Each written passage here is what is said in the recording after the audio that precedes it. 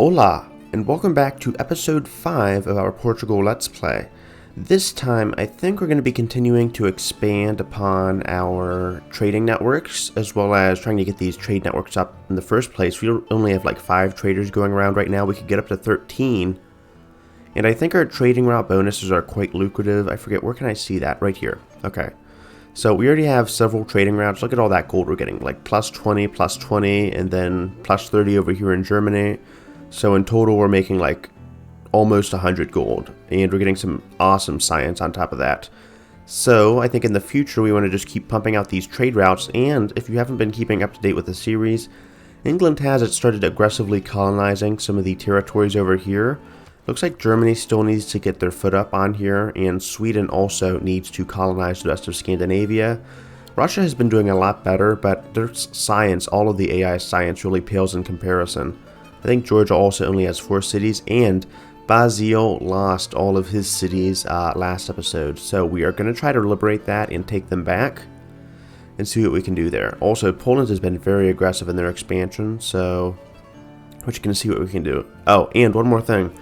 I think for today's episode, I want to try and cut to some of the more exciting moments in the episode, and then once I'm done with that, it should be a bit more cohesive and more action-packed. Alright, now we have banking. We are one step closer to monopolies. I think we get that at economics.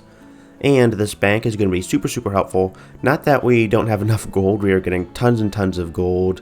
But that's just one step closer to a stock exchange. And I think the economics tech, which is... where is that? I think it's a tech, not a civic. Here it is. So we could get that in like 25 turns if we really wanted to rush it. But I think it's probably more opportune to go for gunpowder actually, and also get increased production towards quarries. Not that we have too many of them, and then try to finish off the industrial era. Though I guess we could rush economics. Let's actually get industrialization, and then maybe we'll circle back to gunpowder and see how that goes from there. I also want to say Portugal's music is really kicking it, man. Like, I just love the Portuguese instruments in the background. They are just so amazing.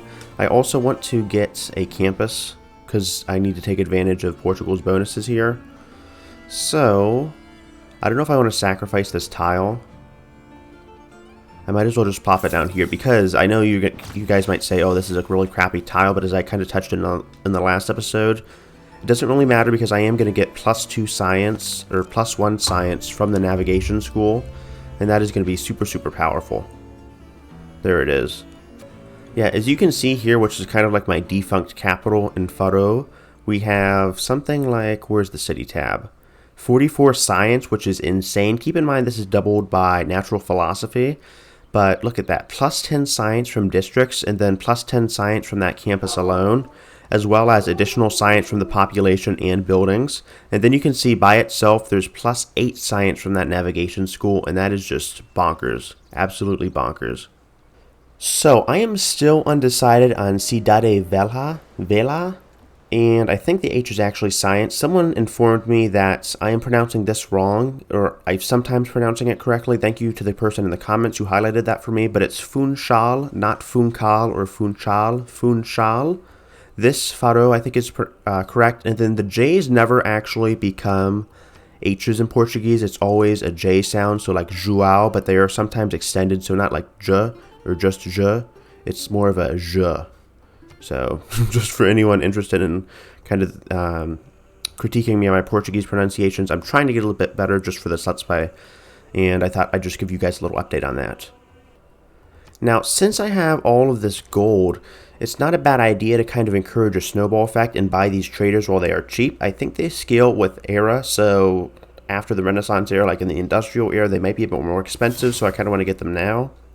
Once I buy more traders, of course, they will get more expensive.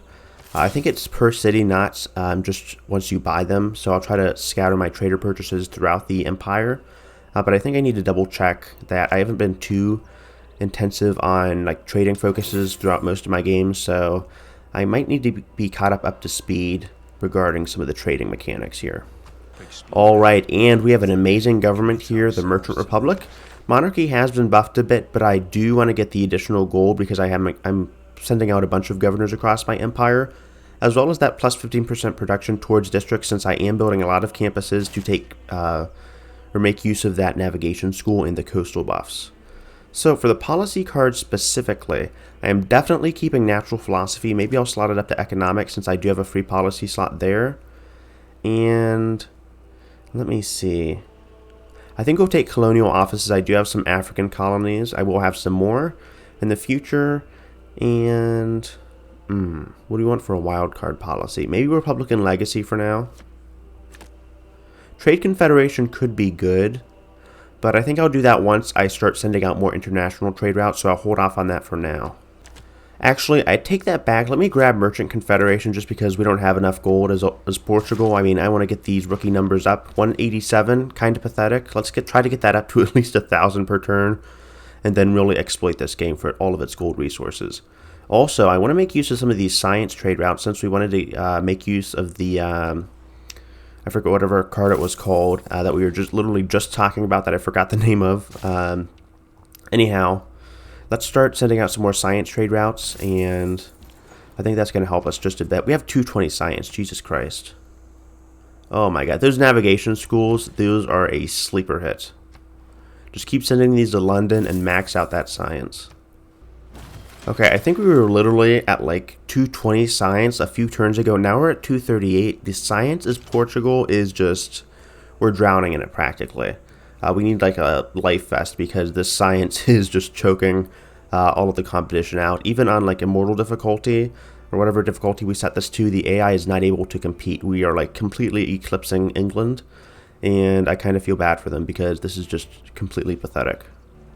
Even alone here in Lisbon, which has a fair amount of coastal tiles, you can just see the navigation school is pumping out tons of science.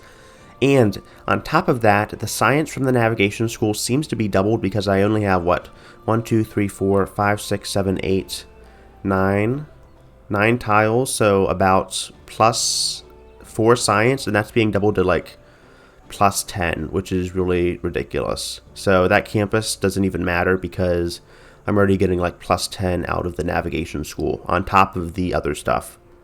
So actually, you know what? I take that back. That's on top of the other science. So I don't think that's being doubled. Okay, that's my bad. But still, that is pretty ridiculous. At this point, we don't even need to worry about production costs. We don't even have to build any industrial zones aside from power because we can just straight out buy these libraries, even if they're like 540 a piece, and then just pump out more trade routes for Portugal. So that is just the beauty here. So just buy some more traders and let's go to town, man. So we're about to hit the Renaissance era. I'm still waiting to see what we're going to do with Poland. Maybe I'll wait until they hit a Dark Age so I can kind of free Byzantium here. But it looks like both of these cities right here don't have walls, which is possibly why Byzantium lost, and this might have been a leading cause for their downfall, aside from the fact that they literally let Poland forward settle them here, which is kind of embarrassing. But anyhow, Russia's also facing some loyalty problems here, and Poland is just, they're being a bit too aggressive for my liking. They own like half of the map already, and Georgia still is not competing at all.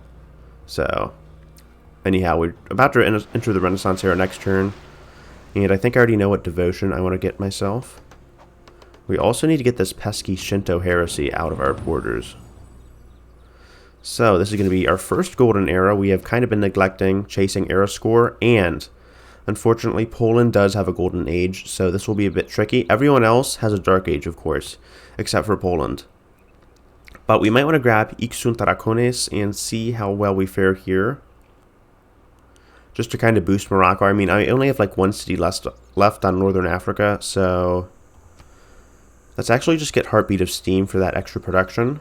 And then, of course, that science adjacency is going to be ridiculous. Portugal is really just about going as overboard as possible, so we will, of course, try to do that to our heart's content. Looks like Germany founded the city of Frankfurt. Probably not a good idea considering Sweden's capital is literally like right there.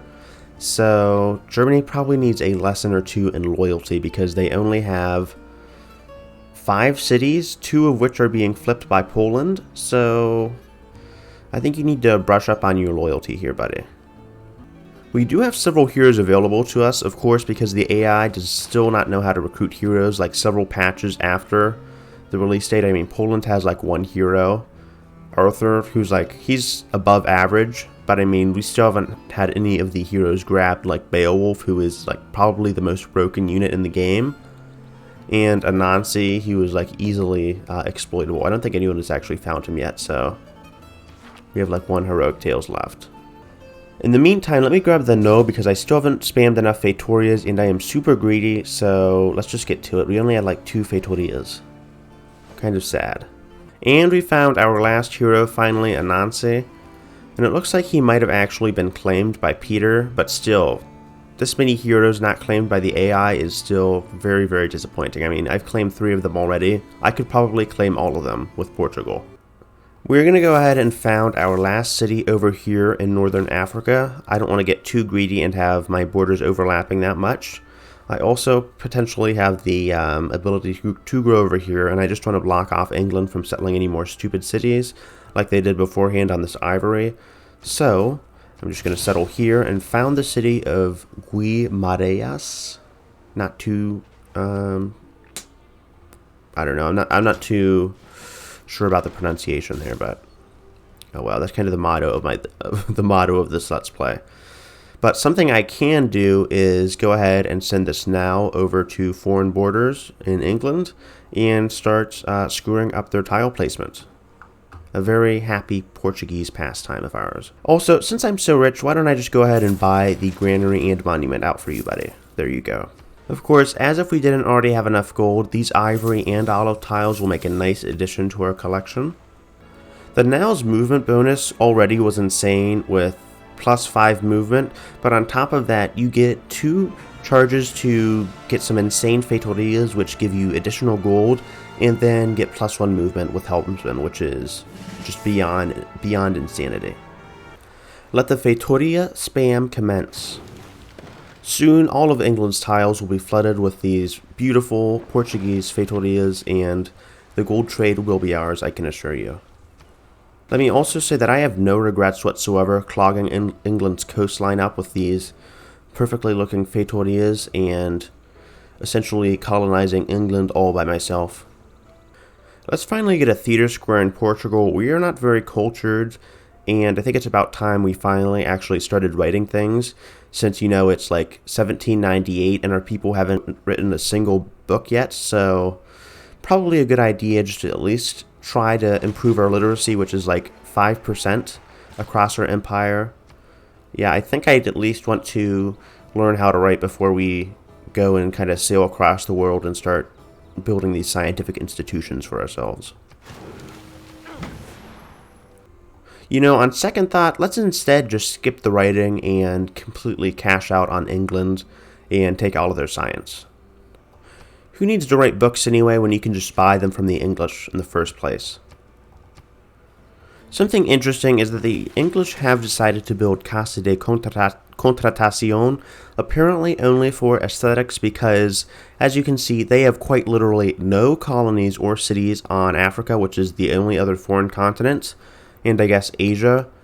So I don't know what you're doing here, England, but I guess if you want to build things for aesthetics, that's perfectly fine. I mean, I do that all the time, so if you just want to waste production like that and not chase any important wonders, that's perfectly fine by me then.